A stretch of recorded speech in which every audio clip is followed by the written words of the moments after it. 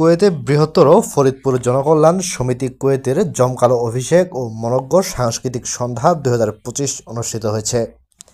Kuwait থেকে শাহিন আকনের পাঠানো তথ্য ও ভিডিও চিত্রে থাকছে বিস্তারিত।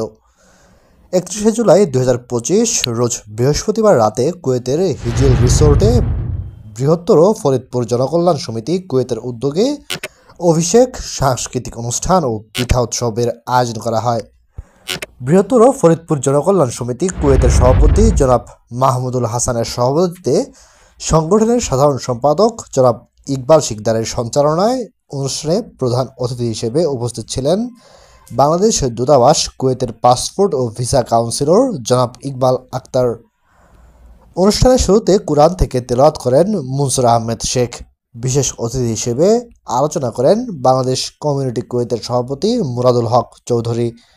আলোচনা করেন বৃহত্তর ফরিদপুর জনকল্যাণ সমিতি কুয়েতের উপদেষ্টা আব্দুল আজিজ খান, সহসভাপতি মানিক মোল্লা, শফিক বাহার, নুরুজ্জামান খান, সাংগঠনিক সম্পাদক জসিম শিকদার, কাজী শওকত হোসেন রাজু, রবিউল ইসলাম মোল্লা, ফিরোজ ফকির এবং আরও অনেক নেতৃবৃন্দগণ।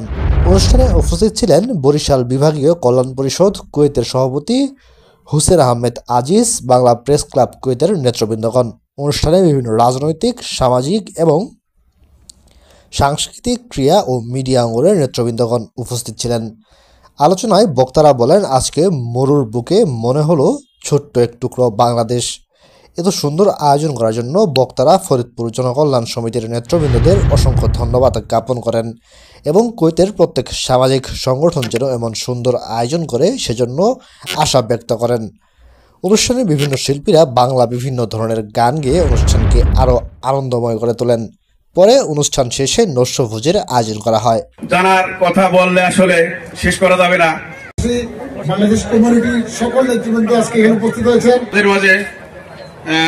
আসলে আমি সবার নাম বলবো না, সংক্ষেপ কিছু কথা বলবো। অনেকেই বলে গেছে এখানে আমাদের ফরিদপুর কষ্ট করে আসছেন, আমরা বুঝি চলে এখানে স্টেজে আনা। তা আমি আসলে আজকে বরিশালের কৃতি সন্তান হোসেন আহমেদ আজিজ সাহেব উপস্থিত সবাইকে জানাই আমাদের ফরিদপুর জনগণের পক্ষ থেকে শুভেচ্ছা। সবাইকে প্রোগ্রামের জন্য আপনাকে অনুরোধ করে যাচ্ছি, আপনি এটাকে শুরু করে দেন। ফরিদপুর জনকল্যাণ সমিতি সর্বসময় যে উন্নয়নগুলো করতে আমাদের কোনো উন্নয়ন নেই। ফরিদপুর জনকল্যাণ সমিতির অভিভাবক